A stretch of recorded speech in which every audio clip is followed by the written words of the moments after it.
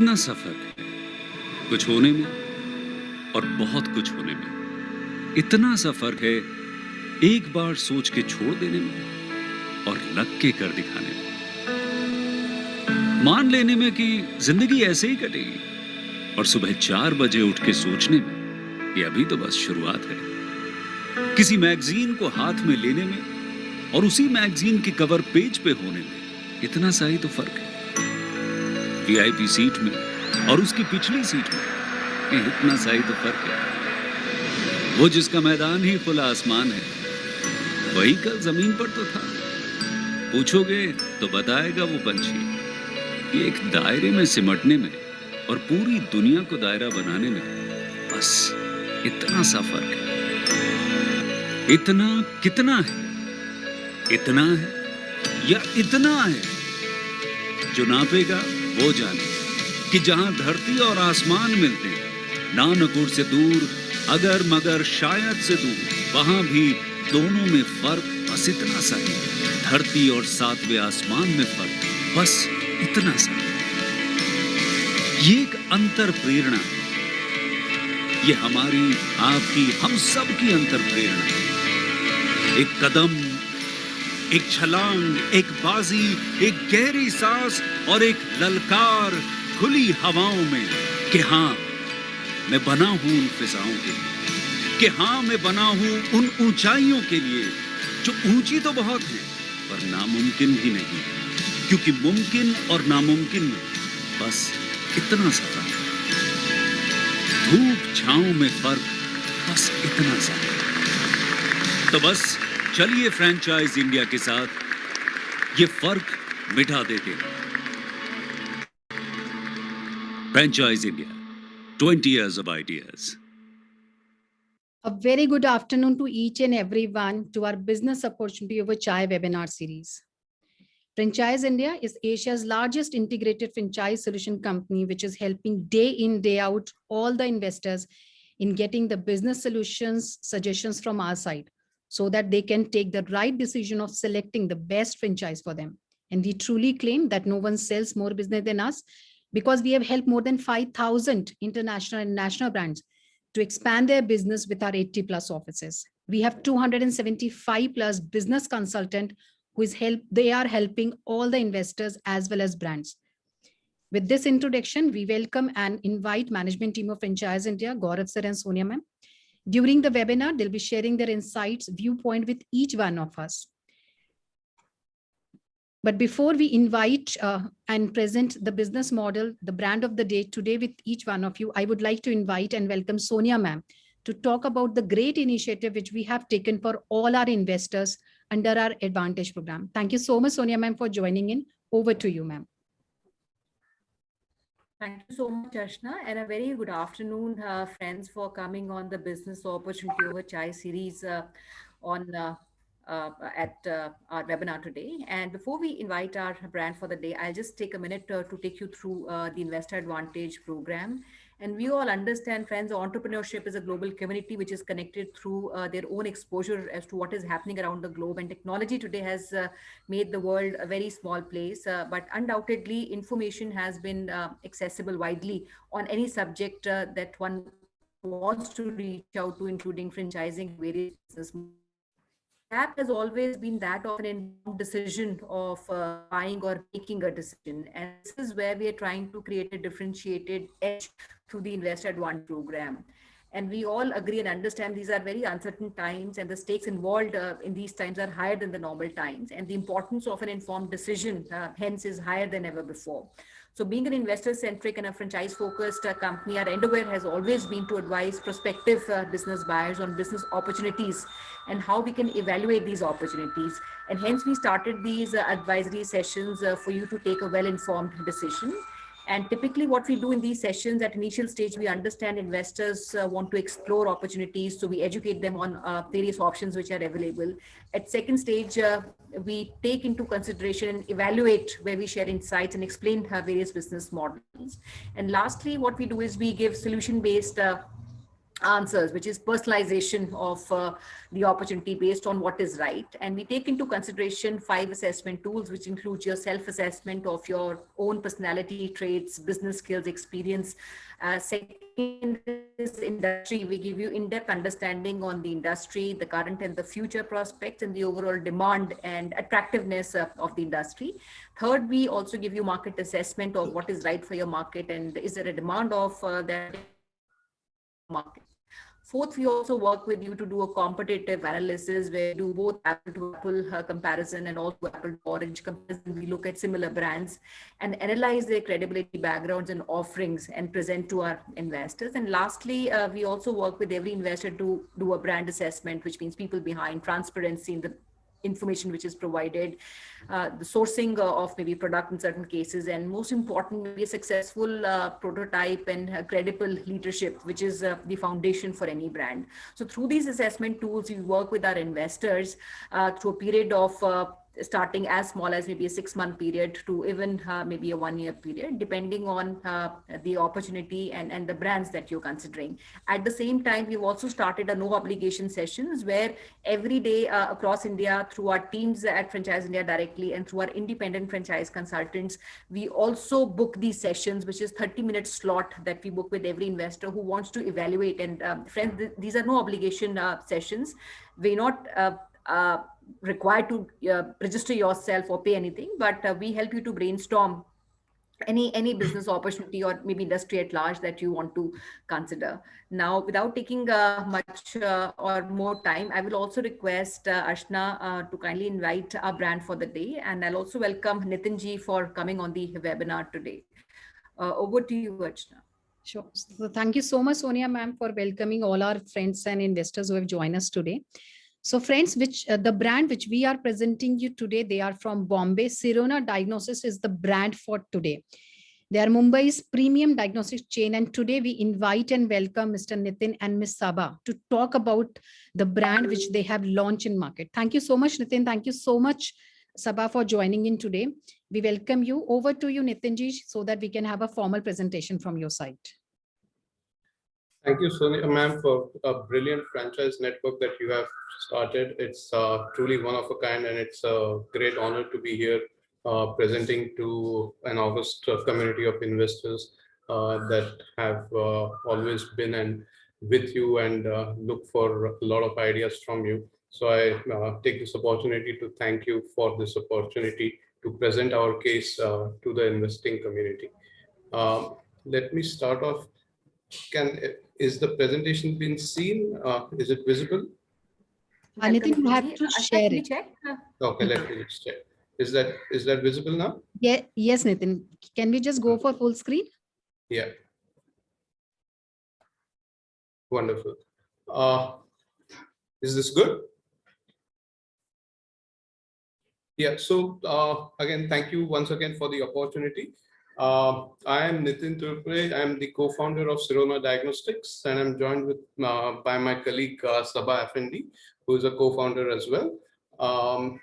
I think we are here to talk about one of the most exciting spaces in the recent past and going forward, which is your healthcare industry.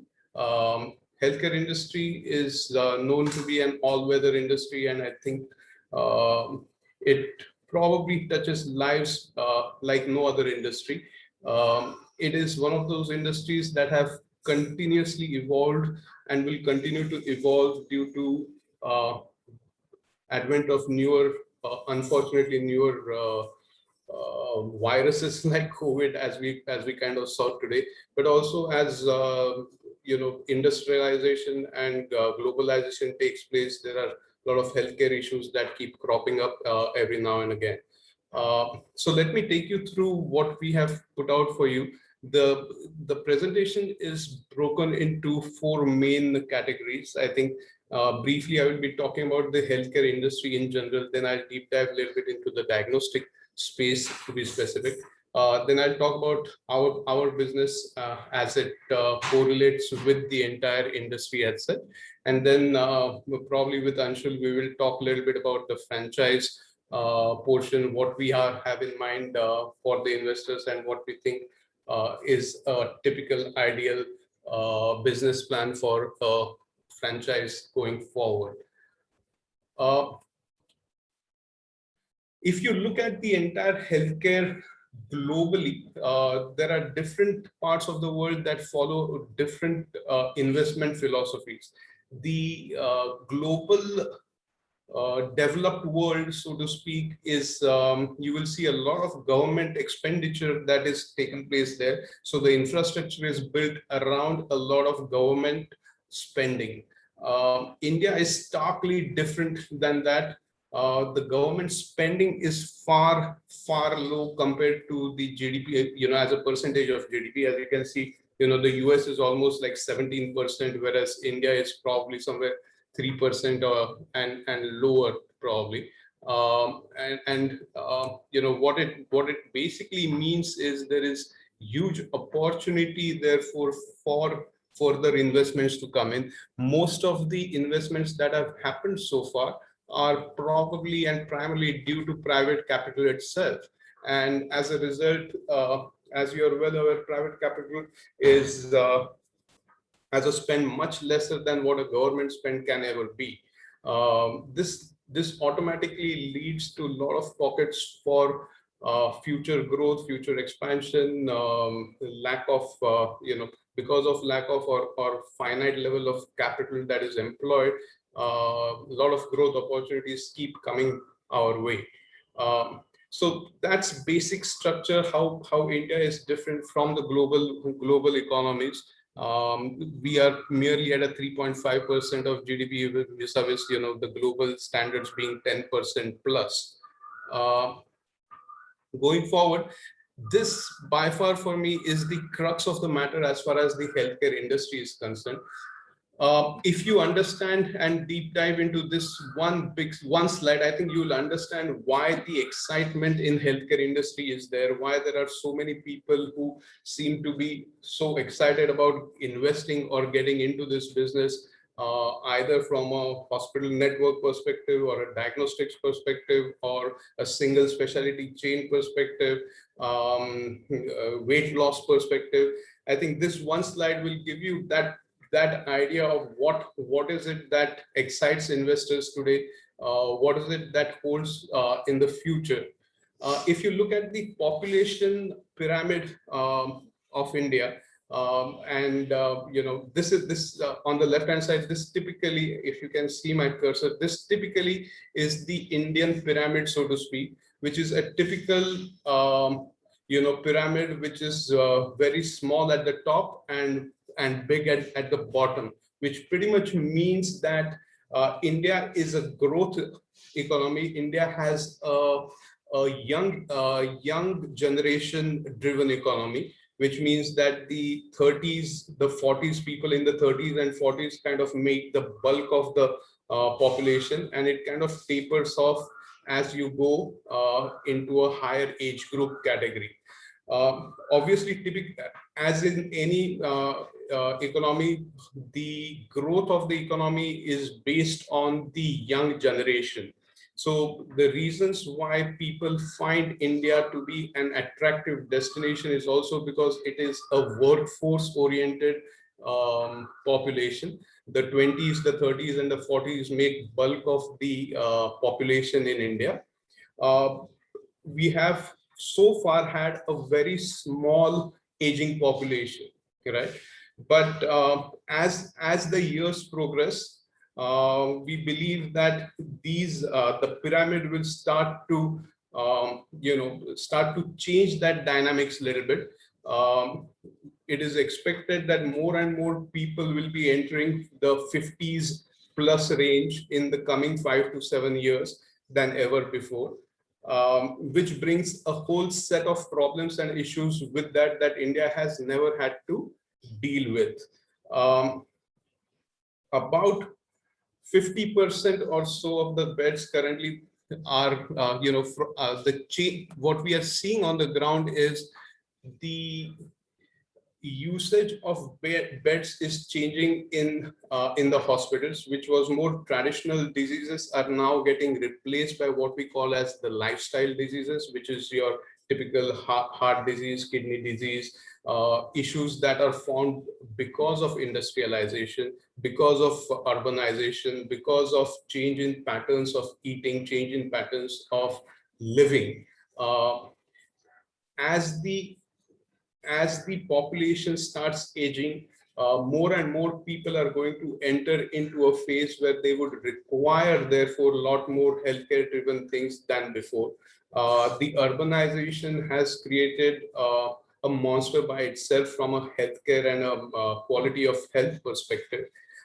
These are all the issues that have not been discussed, that have not been, the traditional forms of healthcare have not been designed for it, and therefore which makes it a far more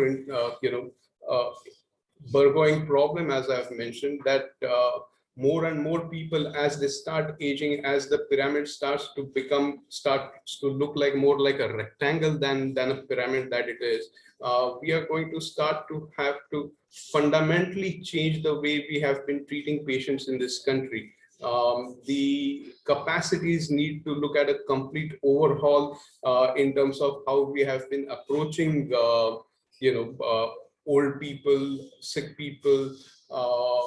The old age problems in India are going to change. If you look at some of the developed countries, this problem has been existing there for a far longer period. So Germany is supposed to have a far more aging population than a young population as of today. And they have therefore to deal with a very different set of issues from a healthcare perspective than what we are envisaging today. And it's just a matter of time that, given just the number of people and the population that we have in the country, even a 2% change in that population figure, or in that 50 to 55 plus range, starts to become a sizable population number in absolute terms. This is where the investments in the sectors have started to come up, because people are trying to look for how things are going to start looking different 5 to 10 years down the line. And you need to also understand that healthcare, once you get in, is a long duration business. It is not a flavor of the month. It is not like a restaurant which you start today and finish 5 years, and 5 years down the line you start looking at another theme restaurant. It is credibility based, it is dependency based. It's something that keeps growing as and when people start using your services more and more. As this happens, the compounding effect of the population growth is going to be tremendous factor to boost the kind of work requirements of this industry. We commonly have this issue about lower capita spend in the country. And I wanted to take an opportunity to kind of just discuss that slightly. If you look at the overall GDP growth of the country is poised to be one of the top 5 GDP growth, total GDP based countries, economies in the world, in probably a 5 to 10 year horizon, depending upon different economists and their surveys. Which means that over the next 10 years, we will also have significant growth in income levels of people in India, which means that whilst we will always have a lot of poverty related issues, a lot of people are also going to get uplifted due to the upcoming changes in industries and the opportunities that are going to be brought into the country. Which also helps improve the ability of people to spend on healthcare in general. I think the other issue that is going to help the industry is also health insurance. I think health insurance, we will all agree, is probably one of the most underutilized and underpenetrated products in the country today. I think COVID has brought a lot of education and awareness, but a lot needs to be done as we go forward.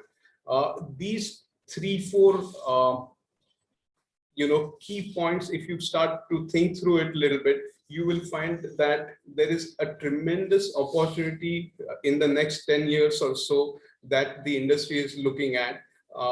Given the fact that India has always been a country where private investments have made the industry what it is, we are looking at a significant growth trajectory from here on. Now let me just quickly touch base with you on what are these typical lifestyle issues that I have been talking about. Lifestyle diseases are primarily characterized by diseases that occur primarily because of daily habits and their inappropriate relationships with the environment. I think all of us agree that the age-old habits of eating local, eating seasonal are things that none of us ever do any longer, right? It is the age of fast food. It is the age of convenience. It is the age of ready to eat. And we barely ever read what the ingredients are. As urbanization takes place, as the old ways of living kind of give way to the newer urban ways of living, these relationships are going to change. These relationships are going to go, unfortunately, in an inappropriate fashion, leading to a lot of healthcare issues, as we are seeing it in the day in and day out. India, unfortunately, has the title of being the diabetes capital of the world. We are looking at probably more number of diabetic cases than any of the country in history today.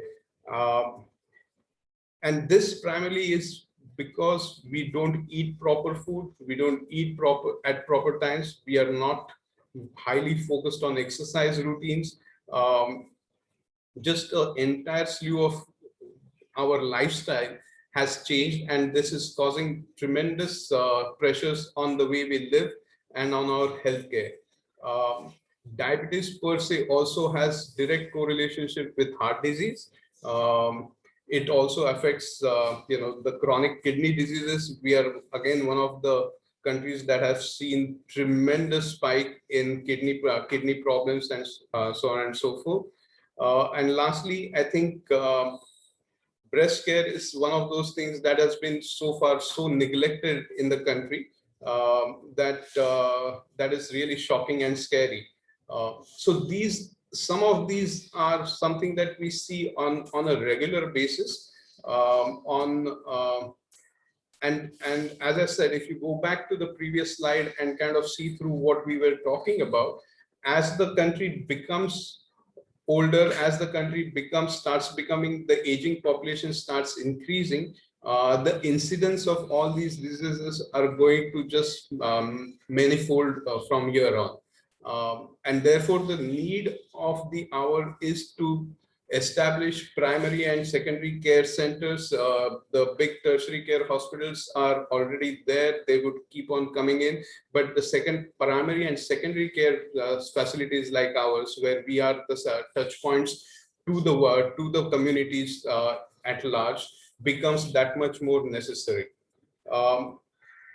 You start compounding this with unwanted viruses that are currently floating in. If SARS-CoV has currently happened, it won't be the first one, and it definitely won't be the last one. It is playing such a havoc on the complete immune system of the country now, to be so to say. Everybody who has been affected is now at a risk because their immune systems are probably of lower immunity, lower quality than what they were before. We do not know how they are going to react as things go by. And therefore, it again starts coming back to the point of how do we start to treat, how do we start to heal? And the first stop for all this, the first place where anybody goes to is probably your neighborhood, diagnostic center. Therefore, this primary and secondary care center becomes the lifeline for everybody to kind of start getting their initial treatments done, initial testing done, and therefore becomes a vital player in the entire life cycle and the entire value chain of healthcare system. Getting a little bit into the diagnostic industry. If you look at the overall scheme of things, there is a lot of different numbers floating around about the industry per se, because it is a fragmented industry. There are a lot of organized unorganized players in the market, but broadly around about expected around 9 billion by 2020. The diagnostic industry is around about 6% of the overall healthcare market. And typically there's a 60-40 split between pathology and radiology, or what we call as imaging services. Just to give you a brief on the different players in the country, you will be surprised that only 6% of the overall market is run by the so-called big three, or the big four, if you may, which is Dr. Lal's, Metropolis, SRL, and Thyrocare. Those are your big four. Then it's really a lot of regional players. In Mumbai, people might be aware of somebody like a Suburban, for example. In South, there is Vijaya and Medol.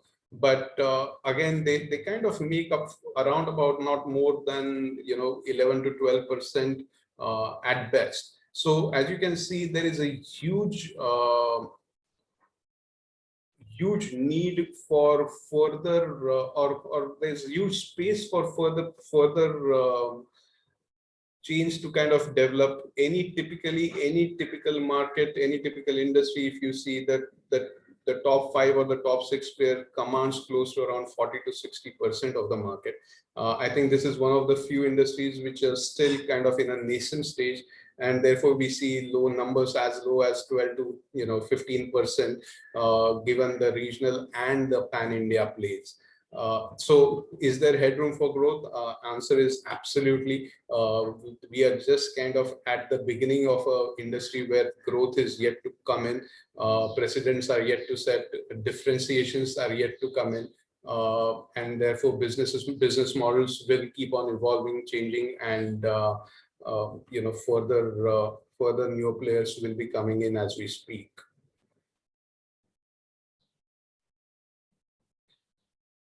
Let me deep dive a little bit into what we are, a little bit about ourselves, why we decided to get into this space, what have we been doing, and so on and so forth.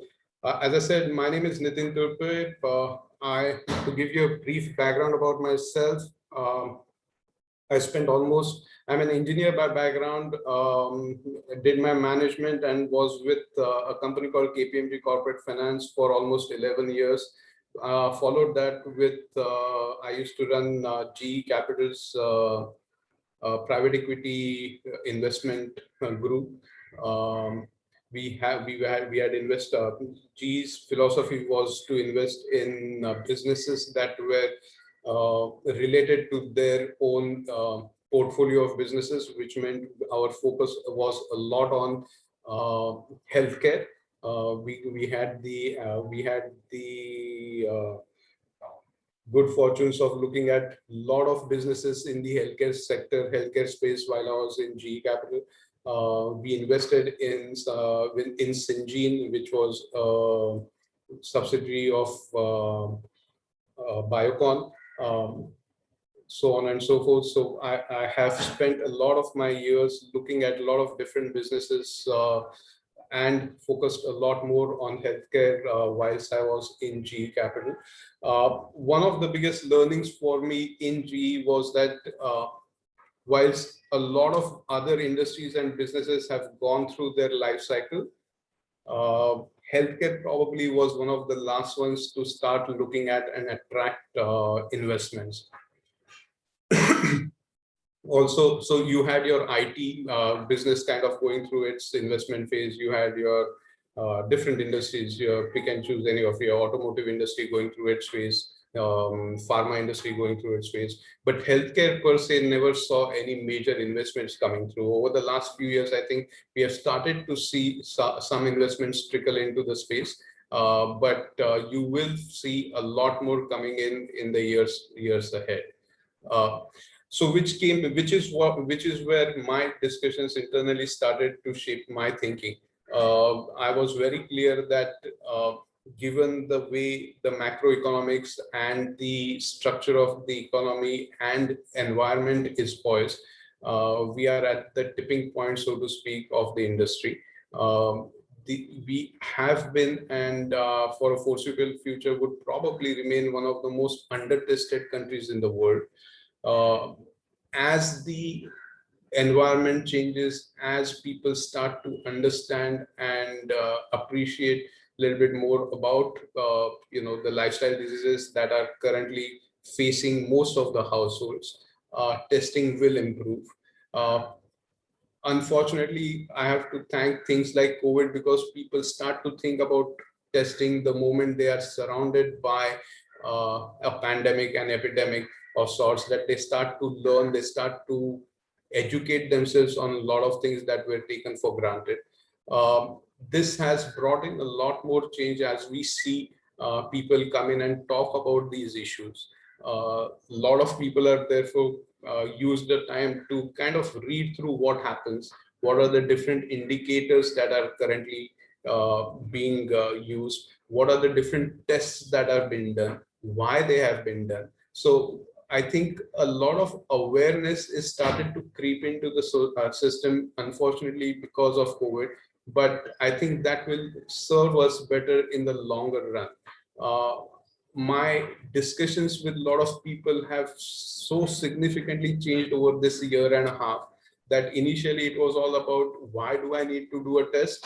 Why should I be spending that money? Do I really need to do something?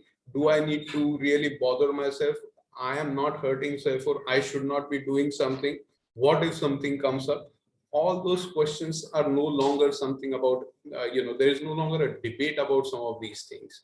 People are saying, I need to find out. I need to find out what is going on with my body. I need to find out what it is that I need to be careful about. And therefore, I need to just get myself tested. I think that's a sea change that we see today that probably wasn't there probably 2 years down the line, 2 years before. And this is where we started our journey. We said, what are the different parts of the business, therefore, that we want to be present in? How do we want to see ourselves in the coming years? And what is the central point of services that we want to connect with people with? So if you consider, so what we consider ourselves is a lifestyle disease management company, which means that not only do we have all the required testing facilities under one roof, we also have specialist clinics that people can come in and get themselves checked by specialist doctors. So what are the typical services that we offer? There is an ultrasonography, which is it's basically like a high frequency ultrasound machine that checks different parts of your bodies. Of course, there is pathology. There is mammography, there is ECG stress test to re-echo, which is basically your cardiac test. And then there is, depending upon different centers and different usages, we do what is a lung function test or a dental X-ray. But let me just kind of give you a sense of what we are trying to do here. At the core of all our philosophy is diagnostic services. Right? We understand diagnostic services, we live and breathe diagnostic services. We also understand that most of the people in most of the households today suffer some of these unfortunate chronic and lifestyle diseases. There are very few households that I know of, and I've worked in some of the biggest organizations, and most of these people in most of these organizations have some of these issues, either from a diabetes or blood pressure, or a mixture of both. PCOS, obesity, varicose veins, so on and so forth. I think the list is kind of increasing by the day. We focus on areas that require testing. Most of the lifestyle diseases that we see today require significant amount of testing, and testing at proper intervals. It is not a one-off thing that you do today and forget tomorrow. Diabetes, cardiac diseases, chronic kidney care diseases are some diseases that require ongoing investigations to ensure that your levels are managed carefully, properly, and routinely. That is how we have kind of built this model up. At a preliminary level, we are very similar to suburbans of the world, to an NMs of the world. But what separates us from everybody else is the specialist consultations, right? We have been able to build a cardiac consulting group, a kidney care consulting group, a orthopedic consulting group, as well as a breast care consulting group. That the requirement of that is huge. We work as a single one-stop shop for all specialty related needs of the family. It also works well with our referring doctor base, because they know one place where everything kind of is taken care of by the center. So they are far more happier to just send the patient to our center, may it be for a cardiac patient, may it be for a breast care patient, may it be for a PCOS patient, may it be for a kidney care patient. And most of the times there is cross-reference required, because a diabetic patient probably also requires to be looked at by a cardiologist. A kidney care patient may require to be looked at by a cardiologist, and vice versa. A gynec patient or a operative patient requires a preoperative preoperative certification before he gets under the knife. So our services are geared towards in such a manner that at one go, the referring doctor has peace of mind, because it's taken care of. From a patient perspective as well, he knows that one place where he gets super specialty advice, which is not easily accessible, or one needs to go and stand in queues in bigger hospitals, and in days like these days, risk infection of going into bigger hospital COVID centers and so on and so forth, that he starts to kind of appreciate the model far better than ever before. Given that we are also a diagnostic at the back end, at the heart of it, our specialist also gets a feedback faster than before. His ability to treat patients therefore is faster than anywhere else. Everything under one roof has significantly changed the way even our specialists used to work. The cross, because of multiple specialties, they can refer the patient back and forth, talk to other specialties if there are multiple diseases involved, and treat the patient in that much more care and effectiveness.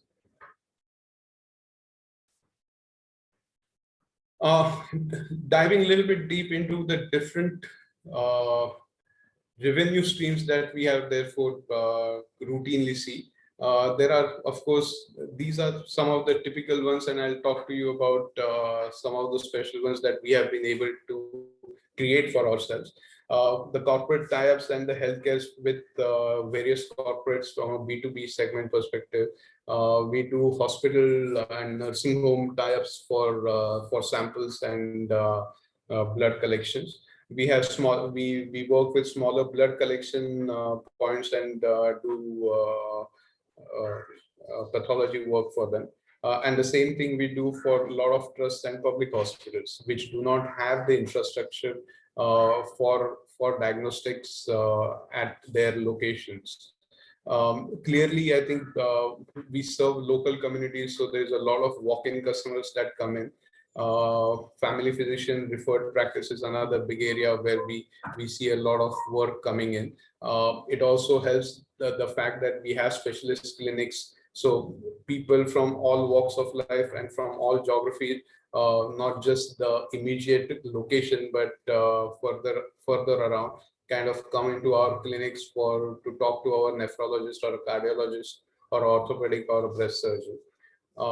And then there is always the routine health checkup, which is now coming in because of greater awareness that people kind of walk in for just evaluating their health on a routine basis. So this typically are some broad revenue streams that we see on a routine basis. I think what kind of makes us special, as I said, is the specialist clinics.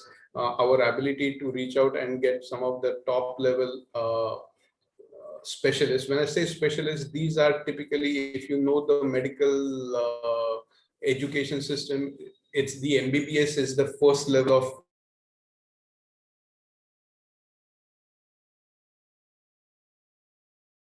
Hear me? Okay, it's still the entry level doctors. Then it's followed by an MD, which is your second level specialization, and the real specialization comes with is called a DM. It's the DM level specialization where the person kind of specializes in a specific area. So cardiology is related to heart, nephrology is related to a kidney, so on and so forth. Those specializations are difficult to come by. Typically, people look at just a generic clinic where a simple MBBS or other categories of doctors kind of sit. But we have specifically stayed away from just generic doctors and gone into specialized doctors because we know that's the area that people need help the most. And that has suited us very well in these days.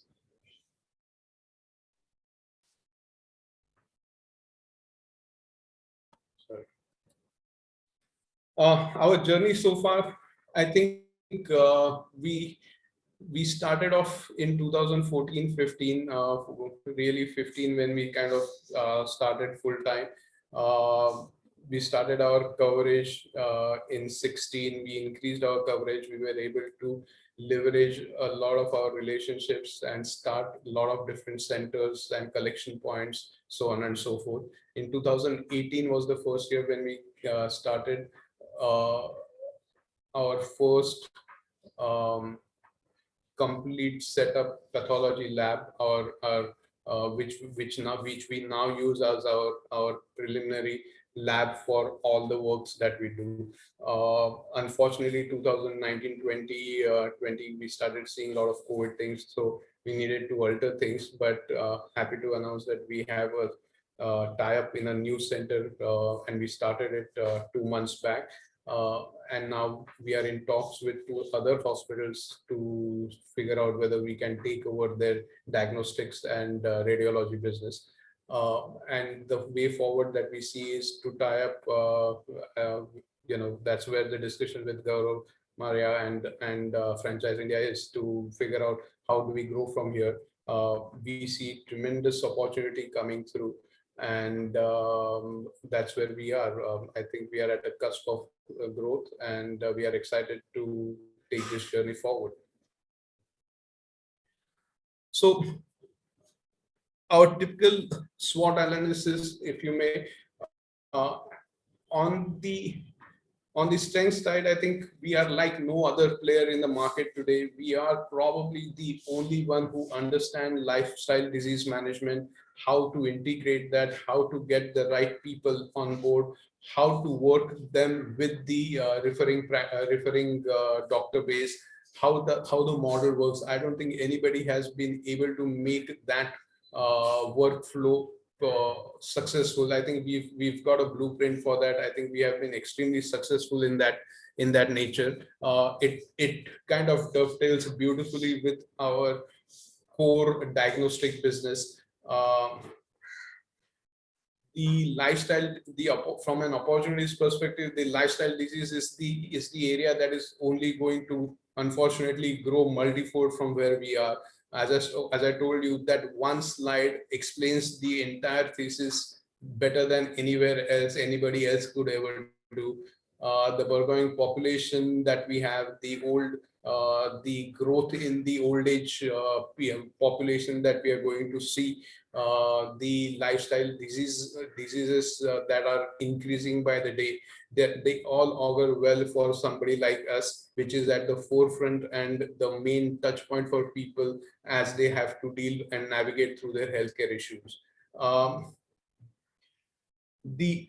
What are the weaknesses or threats that we kind of perceive? Of course, there is, as we saw in the COVID times, there is always the price point discussion that might come in. The government has had locked in, for example, the COVID prices at one level, and have and successively brought down the testing cost for COVID over a period of time. Do we see that in every other aspect of testing? We don't necessarily see it. There was a time where government was looking at that far more carefully in pharmaceutical practices and how the drugs are being priced, but we don't necessarily see that as a big issue as far as private diagnostics is concerned or testing prices are concerned. The weakness, as we all might want to understand, is we are similar to the likes of Lals and Metropolis and SRS in a large way. Do we see that as a big concern area? Let me put it this way: when we started off, we always had all of those existing. I think what differentiates us is our ability to reach out to the customer, our ability to work as a one-stop shop for all the customer needs, not just not just the end customer, but also the referring doctor who understands, the family physician who wants to make sure that his patients are taken care of in both time and ability. I think that is where we score highest. And there is no other person, there is no other service provider today that takes care of this need of the people in a cohesive manner. Everybody is kind of focused on their own small strength, which is probably pathology for some, MR and radiology for others, and probably a mix of two for some of the other regional players. There is nobody who is taking a holistic view of what a patient requires, what a family requires, and providing that in a single destination, in a single location. I think that's where we come out triumph, we come out stronger, we come out more confident of ourselves. Over the years, we have been, interviewed and referenced by a lot of people. Happy to note that we were some time back taken listed as one of the most promising upcoming diagnostic centers. Just some reference points for our viewers. This is our core team. This myself, Sabha handles most of the operations. We have been guided and lucky to have Dr. Palet. Jaideep is a dear friend and also one of the leading bariatric surgeons in the country today. So is his wife, Dr. Reshma Palet, who is also a leading breast surgeon. She's attached to HN Hospital and does phenomenal work in the region, in women care and breast cancer specifically.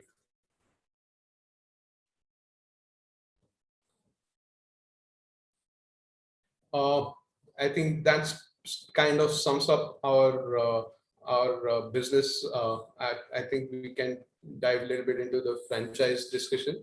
Anshul, would you be able to take some of this conversation ahead? Yes, Nitin. Thank you very much for the presentation so far. I'll take it forward from here. Thank you. Yeah, sure. So good afternoon, everyone. We've had a great discussion so far in terms of the business. This is the fourth section of the presentation, where we're talking about how you can, partner Sirona Diagnostic now, right? So as you can see on this slide, this is our center in Mumbai. Very, nicely done, good interiors and all equipment. As Nitinji mentioned, this is a business which is focused on radiology, but also has a very strong pathology diagnostic divisions as well, that we will see now in the financial structure. Over to next slide, please. Yeah. Yes. So some of our services, starting with X-ray, sonography, then 2D echo, we have cardiac stress test, ECG, and of course dental X-ray. Apart from this, a very large testing portfolio for pathology segment as well. And then, so this is what. So in terms of the franchise model now, we are looking at three opportunities. One is, of course, a conversion franchise. So this we're looking at existing labs who have the infrastructure and the equipment required to set up a radiology unit, right? And so, there we can bring in value to the existing setup. With our association, we should be able to bring you more customers, a higher value. And alongside radiology business, as I said, there's a strong presence in pathology side as well. So that becomes an additional revenue line for such existing labs. Apart from that, second and very important also is a new setup. So we're of course looking for investors who would be keen to set up this radiology and pathology diagnostic labs and specialty clinics. We'll talk about the investment in the next few slides, right? And third, of course, is also an opportunity is the hospital lab management. So we already have tie-ups with hospitals across Mumbai, where they're keen to outsource, their testing labs to us, right? So that's where we can bring in, introduce you as a operator, and that part can be taken care of. Of course, for the franchisee, we're looking at franchise-owned, franchise-operated models, wherein you would invest and you continue to operate the center, operate the clinic as well. Company would, of course, bring in its expertise and experience in terms of supporting you, bringing in all other expertise as well. So now this slide, we talk about how this entire testing and imaging solutions would flow. So as a franchisee, you're required to set up the clinic and then offer this radiology and pathology services. Radiology, of course,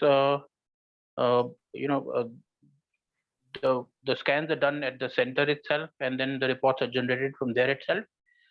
For the pathology, the samples are collected at your center, and then it is sent to our headquarters, where all the testing is done, and then reports are sent to you, or reports can be sent to direct customers as well through the app or through online as well, right? Yeah. So what we have, yes, please.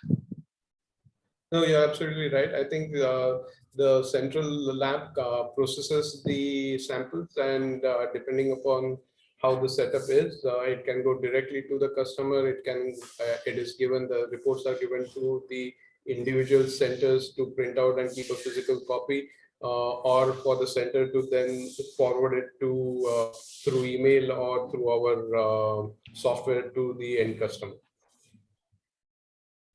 Right. So important point to note here is on the revenue generated through pathology services, 50% would go to Sirona for processing and getting the tests done, while 50% is retained by you as your share of the revenue. Right. We've also listed some of the equipment that we need. And please note, this 50 lakh rupee investment is just the equipment. Apart from this, we're also looking at a center which is 800 to 1000 square feet. So, and we have that in the next few slides. The overall investment is about 80 lakh rupees,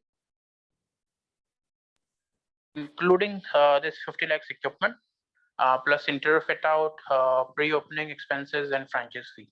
So overall, an 80 lakh rupee project is what we're looking at here. This is 800 to 1000 square feet facility, could be a first floor property also. So, and it can also be a non-prime location in a prime market. So of course, you're not looking at a very high rental locations here, right? The important aspect is that it should be surrounded by a dense residential area, and it should give you a reasonable visibility as well, right? Now coming to our revenues cycle, we have these three services. Radiology, under radiology, we have X-ray, sonography, 2D echo, stress test, ECG, and dental X-ray. And these are our average ticket price, as you can see. And then we have taken this average number of samples or tests per day for each service, right? Assuming a 25-day working in the month, we're looking at about 45 lakh rupee revenue in year one from radiology. And these numbers are actually, this is a current performance in our centers, taken even lower than current performance. So year 2, 3, 4, as you can see, the numbers grow significantly. And that's the beauty of this business. It may look to start slow, but once you're there in the market for about a year and a half, you would see, a consistent flow of customers and a stabilized revenues would start to flow in, right?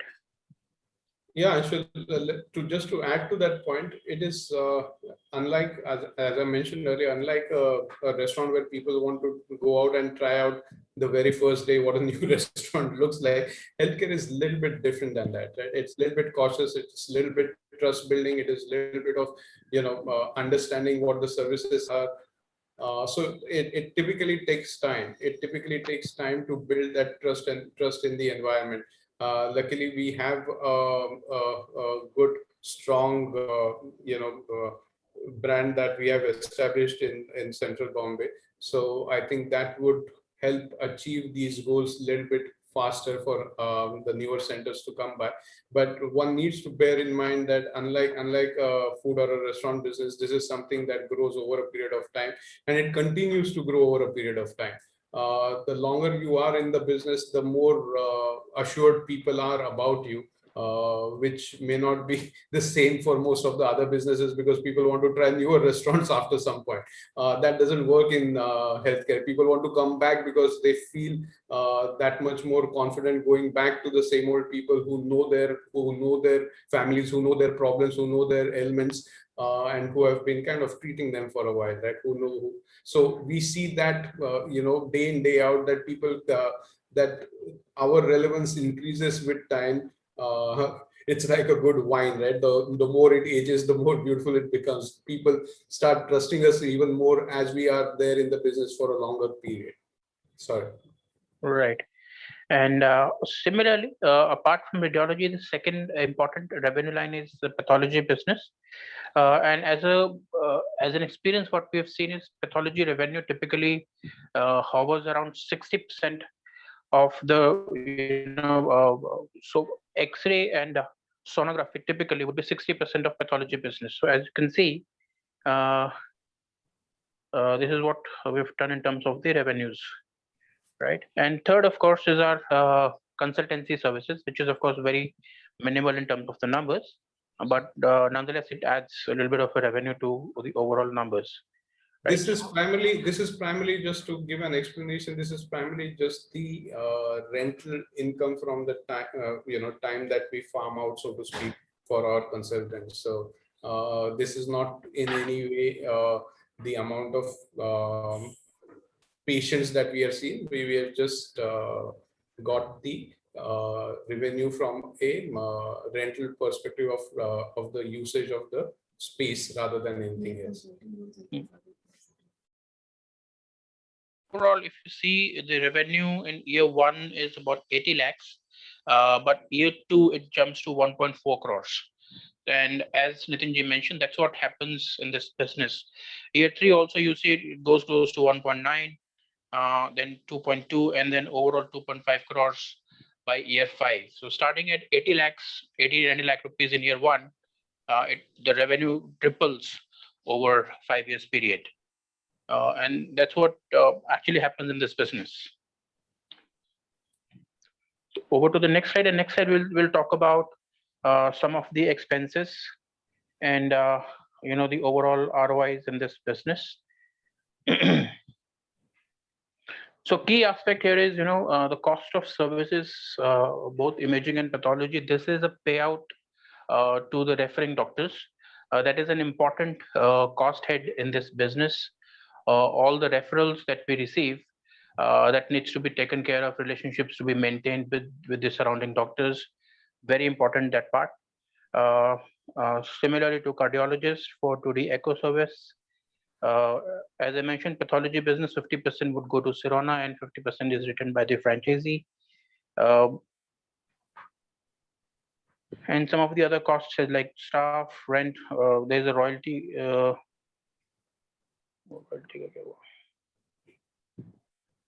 So overall, as you would see in this slide, the profitability, the ROI for this investment of 85 lakh rupees, the ROI is between 4 to 5 years period, right?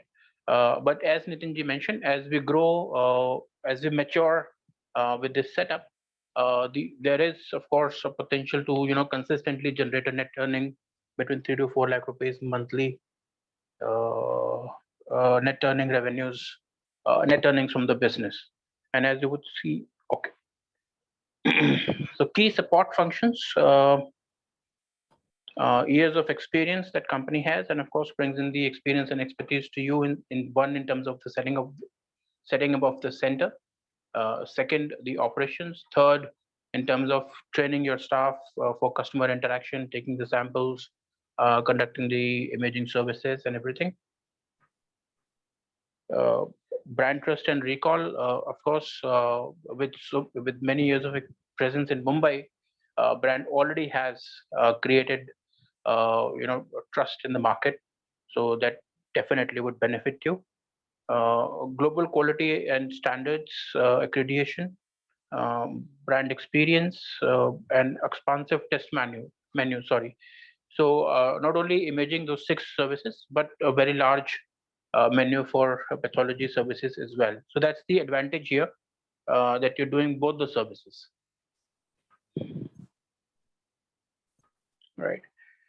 Apart from this, in terms of setting up the clinic, we bring in the expertise in terms of equipment sourcing, infrastructure development, then marketing and customer pull that we would be able to bring in. Next, please. Yeah.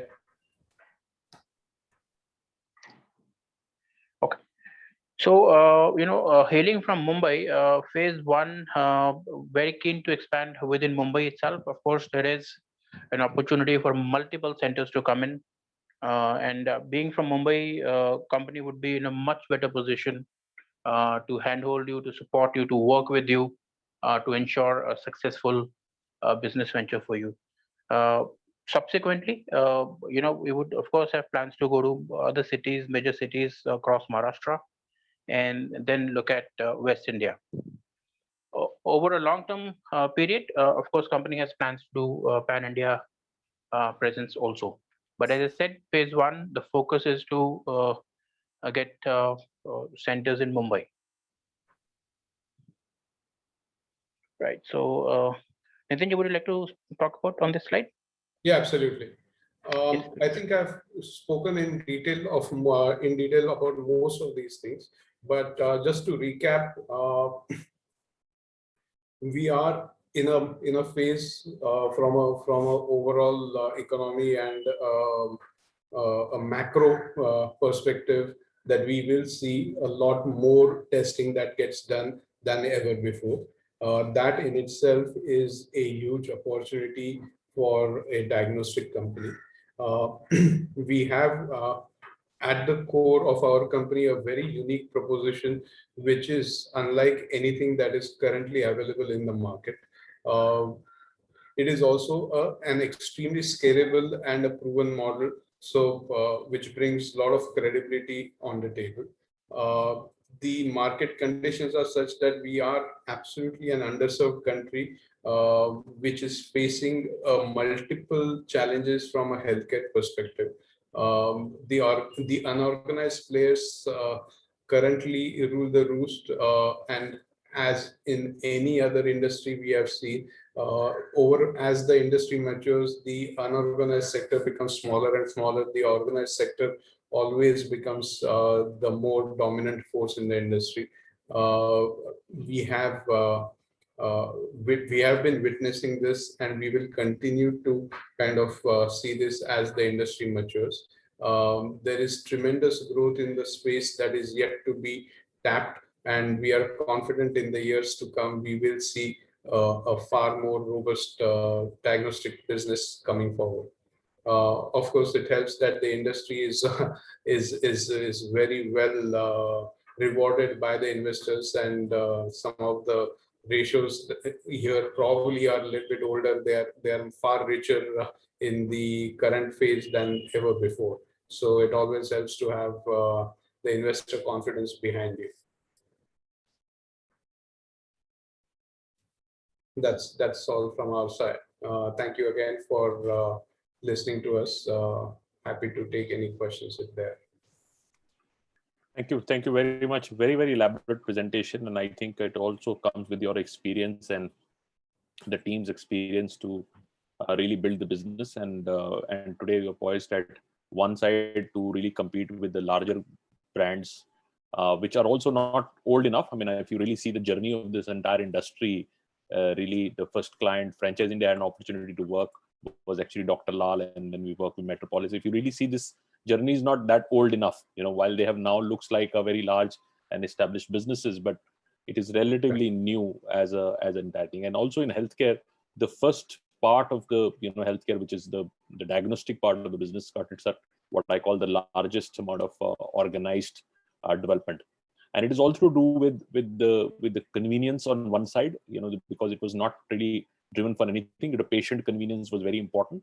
Technology on the other side, because technology changed the interface the patient would have with the labs. Unlike what they used to be, they used to go by the physician's recommendation to where to go, and physicians normally didn't have the infrastructure to do any kind of a path lab or a radiology. They had a very limited infrastructure, so they had to outsource to somebody else. And slowly the credibility of independent path labs and the radiology centers really started coming much ahead of the independent ones.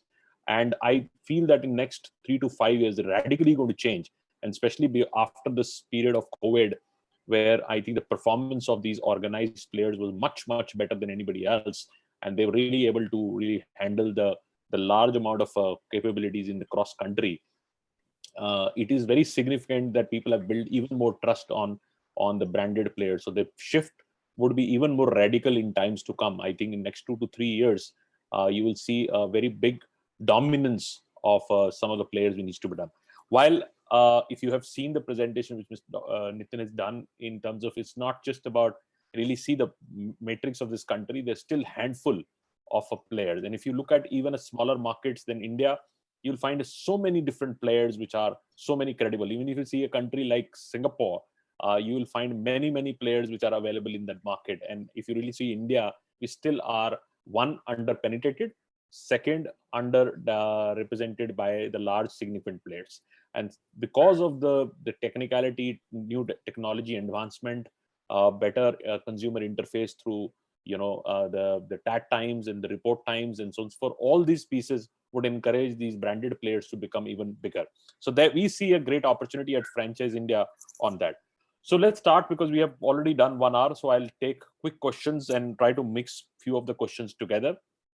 At this stage, we are focused on giving a model, which is the 3 models. One model is essentially where It can be a running business which can be converted. You might have to, sometimes you have only a pathology business, you don't have a radiology business, and you want to upgrade and add and convert that, or any kind of infrastructure you have in Mumbai and other places, and you want to convert that. That would be one opportunity. Second, you want to get into a new greenfield, a franchise, that's another opportunity. And then there are a couple of investment opportunities which are available with the healthcare setups, which means hospital infrastructure and so on and so forth. And what the investment ranges is from somewhere about 80-85 lakh rupees. And very important aspect which Nitin has done is that this is a life of healthcare opportunity is very, very long. You've not seen healthcare opportunity unless and until you do some disaster in terms of patient management and other things. You would not be out of business. You always stay in business, right? So that's yeah. So if you see from a life of an opportunity, you need to give a little bit more working capital for your gestation time. And this is my first question. When somebody really becomes partner with you, what kind of life cycle you really do that? Because a lot of investors today, we get a lot of investors who come to us and say, we want to invest in healthcare, and we ask them why you want to invest, because they feel there's a robust sector. And then the second thing they want is that they don't want to operate. And then we have asked them, why do you want to operate? Because they feel it is complex to operate. So how do you really take out the complexity of running a pathology or a radiology lab to do that? And if you can comment on that, and also you can explain a little bit of talent acquisition, go-to-market capabilities, and so on and so forth. Sure. So typically what we do as a routine thing is we help in the HR functions of pretty much all the centers that come in. What does that mean? We set up the guidelines for functioning. We help in recruitment. So maybe just the tune to the doctors. We pretty much help recruit at all levels. We set up the SOPs for each level as well. And we handhold the franchisee through the first 6 months of operations so that they understand the nuances of what happens in a typical day, what happens, what kind of what should I say, difficult calls one needs to take, the nitty-gritties of it, right? A regular day is easy to manage, but a difficult day, a difficult customer, a difficult question, we handhold them in the first 6 days, first 6 months, so that they understand what challenges a typical business face, how to kind of maneuver and navigate through these issues. And then that becomes like a routine daily course, daily event, right? The important thing is, because we have a running infrastructure, it becomes easier for my team to plug and play, which means that how does one set up a specialist consultation group? What does the marketing team need to do to not just look at radiology business, but a cardiology business, but a breast cancer business? But there are different pockets to this business. How do we cross-reference that businesses? How do we make sure that we get the right people and therefore extract the value from some of these services? We understand these nuances extremely well. We understand the needs of a specialist doctor, which is very different than a routine family doctor. You need to handle a specialist doctor in a very different manner than your regular doctor. Their needs and requirements are very different. If you deal with a super specialist doctor, he's typically going through 5 different locations during the day. This is his 3rd stop or a 4th stop during the day. He will probably go to 2 big hospital locations and probably have 2 or 3 OPD centers that he kind of runs to. To manage his time becomes critical. To therefore have a system, therefore, that is efficient from his perspective becomes important. Some of these nuances is something that we have developed. We have made sure that it's part of our DNA as we operate, and therefore make sure that when we handhold the franchisee, he understands and appreciates the values that we bring to the table. Absolutely, and I think this is very important. And the path labs are actually, a path lab or radiology labs are actually a combination of 2 very important things. One is importance of quality healthcare, which comes from effective consultation, great service, and so on and so forth. But it is also an industrial business, which I say industrial business, you need to make sure that you are having right kind of throughput out of your equipment. It's actually also to put equipment maximum use, right? So Absolutely. how do you really balance between these two? A lot of people get mistaken because they do more industrial part of it and they commoditize the business, and they want to just make sure that the machines and the equipment is working in the full capacity, and they pick up tests from everywhere. They don't have their own capabilities and doing it. So that's very commodity business to me. And this is quality companies would really balance these two. And that's where I would say Sirona really is. And that's where it is a great opportunity. And also they understand the lifestyle part of it, and which is going to significantly grow. And a lot of other things would start emerging post this pandemic. You will see the healthcare, regular tests for families, and all these would become the preventive side. To me, would become a very large part of a new business emergence, and that's something. Gaurav, I think you probably hit the nail on its head. What a lot of people do, and I've seen a lot of people do, is they will work with the likes of a life insurance company, right? And they will say, add volume. Just to take your example, add volume to this business. Let's sweat the machines that we have. Let's get more testing done. What they fail to understand is and I'll take the relevance from a telecom industry where the revenue is generated, talked about in terms of an ARPU, right? They call it ARPU, revenue per user, right? The ARPU or the revenue per user for a life insurance patient is so low and so negligible that you need to think 3 times before you allow that patient to walk into your center, right? Because your doctor time is spent, your employee time is spent, and your resources are spent for a low ARPU patient, whereas you could be, that same time could be given to a far more valuable patient walking through and doing testing, which is far more positive in terms of just revenue that it brings to the table. The reason that we went down this road of talking to specialists and making them part of that environment was specifically and specially that, because the kind of people we are attracting to the center, the kind of testing therefore we are doing is far more at a higher cost per patient, than the value per patient, than what we would probably do just if we were looking at sweating the assets that we have built. So the idea is not just to sweat the asset, but to be a little bit intelligent on how you sweat those assets.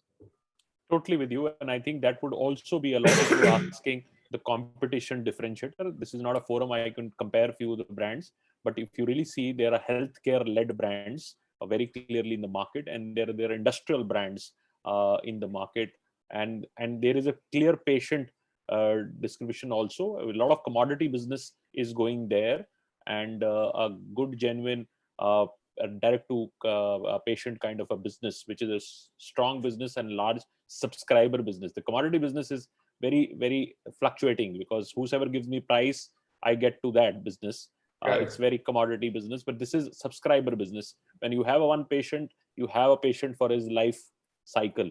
And today the patient acquisition really started happening much, much early. So you are getting patients being acquired at an age of early 20s, which would then be continue to consume with you going forward. And some of the other services we've not really highlighted, and I'll take that point.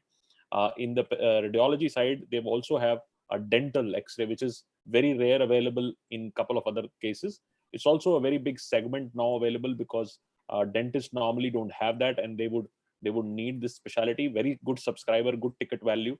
So they have that. If you want to add something on that, or any other service which we would have not picked up, because so understand this again, right? And understand why we are doing what we are doing. The X-ray technician is the same, right? The X-ray technician required to run an X-ray versus required to run a dental X-ray is pretty much the same. So you have that asset with you. You're going to pay him every month on month, year on year. If you want to sweat that guy, I much rather sweat that guy for a higher ARPU ticket, which is where your dental X-ray comes in. And you're absolutely right that it's not a service that is easily available. It's not everybody wants to go and put in a dental X-ray or a CBCT machine today in the marketplace. Most of the dentists do not have that capability to do a CBCT or a full maxillofacial X-ray. So it augurs well. It is a high value item as far as the X-rays are concerned. And therefore, automatically your profitability and usage of space requirements start to become much more effective.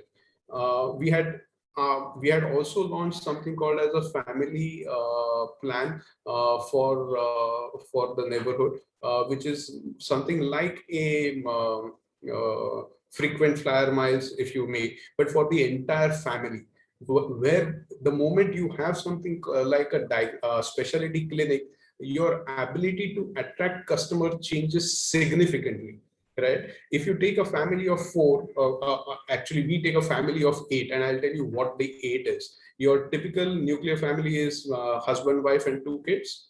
We add the father's parents to it. We add the mother's parents to it, which makes eight people.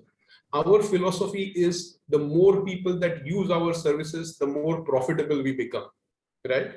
So for a small ticket of 3,500 rupees, we give them a lifetime membership to our center. What is the philosophy behind it? The philosophy is, if you look at these 8 people, there are four old people which are probably in their 60s or above, which is the father's parents and the mother's parent, right? The mother and father typically are in their 30s or 40s, and the children. We want to make sure that the parents of both the key customers come to our center. Having a cardiologist, having a breast surgeon, having a gynec, having a kidney care, it kind of takes care of 50 to 80% of the ailments that a routine family kind of suffers. There is old age people that suffer from orthopedic issues. We typically have an orthopedic with us. We have a cardiologist with us. We have a gynae, which does female lifestyle disease part of it that they kind of deal with, and the chronic kidney care nephrology patients that come to us. So our philosophy is, when we give out a customer card or a relationship card, we want it to be used to the maximum. The more people that come to the center, the more testing that gets done, and the more profitable you become. Sure. Of course, we add a lot of discounts to that structure, because we it's usage, and we want to make sure that we become the preferred choice to the customer. So, but even with all those discounts, it still becomes a far more profitable option for the customer and for ourselves. Absolutely. Very helpful. So Sonia, over to you if you want to quickly pick up some questions from the audience, please. Thank you so much, Nitinji. I think we've kind of covered a lot of imperative questions in the interest of the audience, and I'll take maybe 1 or 2 which I see coming in. And I'd like to also add, diagnostic, like before, it is no longer just a detection of disease, but plays a very important role in the entire healthcare continuum, and it massively is undervalued and underutilized. And like Nitinji, you mentioned, as per the global standards, about 10%, and India represents only 3 to 4% of the entire market. But the irony is that it influences more than 60 to 70% of medical decision making, and hence, the potential opportunity being large. I'll pick one question which I see from, Bombay. It is from Mr. Amol Chinchpurkarji. He belongs to Bombay, and there are 2 questions which I'll take very quickly from him. One being that he wanted to know if there can be a possibility of the company helping him maybe on the location, or help him find a relevant potential location where this can be put up. And the second, since we talked about the hospital model where we can attach the facilities to a hospital, would the investment in the center be same as what we have projected, or would that be a variation, or this hospital would be an extension of the center, Nitinji? So hospital works on 2 different structures. They either have the investment and are looking for just to outsource that entire space, or they haven't made that investments at all.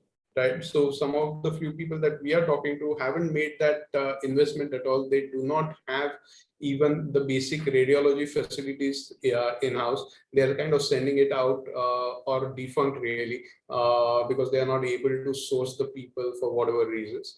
And you take over the entire diagnostic space, you own that space. And so there is broadly, the investment kind of remains the same, I would say. The space is something that they provide, but the infrastructure, everything gets put in by us, and we kind of manage that.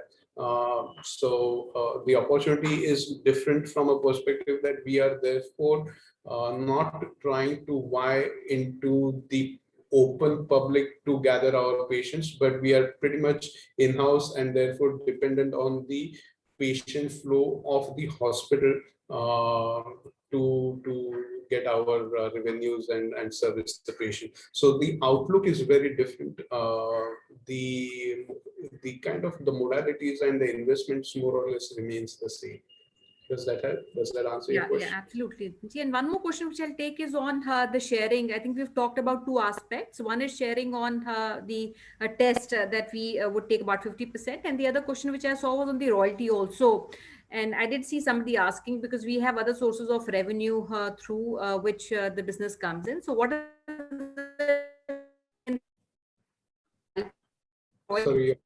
Sorry, you're breaking up. As far as the revenue share, are you discussing about the revenue share that Sirona does with the franchisee? That's right. So one is the revenue share and one is the royalty. How do we differentiate? Because we are also taking a revenue share on the pathology, and what are other revenue streams also for the franchisee. So how is that calculation done is one or two questions which I'm seeing on this. So a little clarity on that. So revenue, so pathology is a specific per transaction cost, right? It takes cost to take a sample and process it and come out with a result. There are costs associated with that. So that's just what the cost associated with running the samples is. So that's a very transactional cost as far as the pathology business is. Mind you, we do not take any cost in terms of our know-how, getting the HR, which is what gets covered into the franchise fee that we are talking about. So there's a franchise fee which is really helping you set up, handholding you throughout the period. We are there 24/7 for whatever requirements you have. Somebody leaves, somebody joins, somebody needs to be added more, anything and everything that the center needs. We are the backstop to all of that. And that will remain regardless of where we are in that journey. So it's not for the first 6 months, it continues throughout the lifetime of the center. So that is typically. And how about the other, Sorry, go ahead. And friends, since we do see some questions coming in, and I've seen some of our investors also sharing their numbers and email ID. Nitinji, they want to connect with you to take this discussion further. And I believe we've also allocated maybe a day there. We call that Discovery Day, where we can bring these investors on a one-on-one discussions with you. And I do see some inquiries outside Bombay. So just to reiterate what Nitinji mentioned, maybe our first priority is Bombay as a city that we wish to penetrate and create cluster around, and then maybe locations outside Mumbai would be entertained. So friends, we have a day that we have decided, and Ashna, would you want to confirm the day? Yes, ma'am. We have decided with Nitinji. For investors and bring them. Sorry, Ashna, which date is that? So, ma'am, 25th of May, which is Tuesday, we have decided with Nitin sir for our Discovery Day. Sure. So 25th is the coming Tuesday, which is next week, friends. I will request all of you to reach out on the hotline number, and we'll reach out to everybody who shared their details and have made a request for more information. And Nitinji, before we leave, we'll request maybe a quick message from you to the entire audience who's listening both live. I think one quick lesson that I learned from this is, whilst a lot of people have always said there are few industries that are evergreen, healthcare clearly came out winner in that, and it will continue to grow from here on. There are multiple hurdles in the way, but the need of the hour and the need going through is always and always going to be more testing, and more testing. I think rest assured, if anybody goes down this path, we see a very strong future ahead of us. And one another industry which was evergreen, actually healthcare has broken that industry also, which is education. You know, we used to always say that two industries. I didn't want to name anybody, but so, on a lighter side, one industry is actually wiped off. This so education is not no more evergreen, but healthcare has certainly be the evergreen. Education and food. Everybody was talking about food as evergreen. Food has also gone. Yeah. I think the only competitive you have now is our politics as an industry, which is evergreen. On a lighter. Thank you very much. Really appreciate you taking time out. You know, I know you're very, very busy and very focused on building a great brand and a great service and responsible company for healthcare. And we're very delighted at Franchiseindia to partner with you and take your journey ahead and partner with you to bring in a right-minded, responsible partners who also value healthcare as a responsible business, and also try to do one side a service, a great service to our community, and second also build a successful business model for themselves. Perfect. Thank you, Gaurav. Thank you for this opportunity. Appreciate it. Thank you so much, Nitinji, and congratulations once again to what you've built in the last 6 odd years. And we'll at Franchiseindia work to ensure that we bring in like-minded friends and people. So please reach our hotline. We'll put that in the chat box. You can copy, and our teams handling and leading the project will reach out to every investor in the course of time. So over to you, Archana. Thanks, everyone. Thank you. Thank you so much, Nitin, for joining in. Our best wishes to you and Sabha ma'am. Thank you so much, Gaurav sir. Thank you so much, Sonia ma'am, Anshul, for joining in today. We would like to thank our dear participants who have joined us today. Please do reach out to us at our business hotline number, which we have shared in chat box also, but I'll repeat that for you, which is 9717683838. We request each one of you to save this number in your phone book so that you get a regular updates from our side. Do connect with us at different social handles. You can also join and subscribe our Facebook page, which is Franchiseindia Brands Limited. We have created the entire library of all the previously done webinar, different summits we have done for you.